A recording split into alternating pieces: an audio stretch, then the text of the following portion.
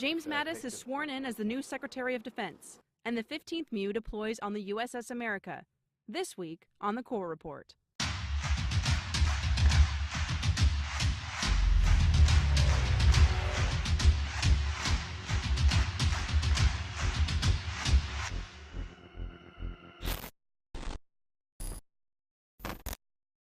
The USS America is going on its first overseas operational deployment.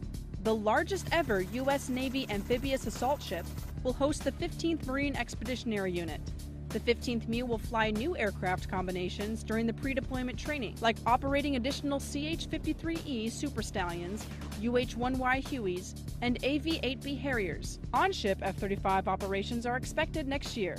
The USS America was purposefully designed without a well deck to maximize space for aircraft fuel, repairs, and capabilities.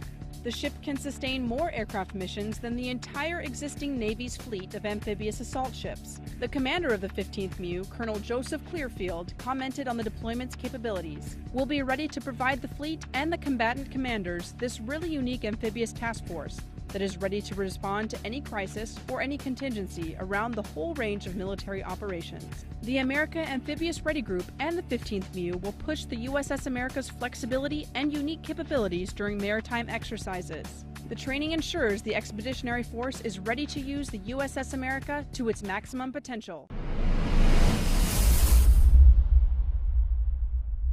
Retired Marine General James Mattis was sworn in as the Secretary of Defense on January 20th, 2017. In his first message to the Department of Defense, the Secretary of Defense said, "You represent an America that is committed to the common good, an America that is never complacent about defending its freedoms, and an America that remains a steady beacon of hope for all mankind." In his 44 years of active duty, General Mattis led an assault battalion in Operation Desert Shield and Desert Storm, an expeditionary brigade in Afghanistan after 9/11, a Marine division in the initial attacks in Operation Iraqi Freedom, served as the commander of U.S. Marine Forces Central Command, which put him in charge of all Marine activity in the Middle East, and then continued to become the commander of all 200,000 service members in the Middle East as the commanding general of U.S. Central Command. Mattis said his plans as the 26th Secretary of Defense are to strengthen relationships with U.S. allies, increase military readiness, and bring business reforms to the Department of Defense. Severe weather affected Marine Corps Logistics Base Albany, Georgia, and Marine Corps Base Camp Pendleton, California. A tornado touched down at Marine Corps Logistics Base Albany Sunday afternoon on January 22nd. Marine Depot Maintenance Command facilities were extensively damaged. The tornado also knocked out power throughout the base.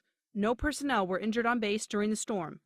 On Sunday evening, Colonel James Carroll, commanding officer for Marine Corps Logistics Base Albany, said, "Our team is aggressively working with our tenant and supported commands to restore the installation to normal operations."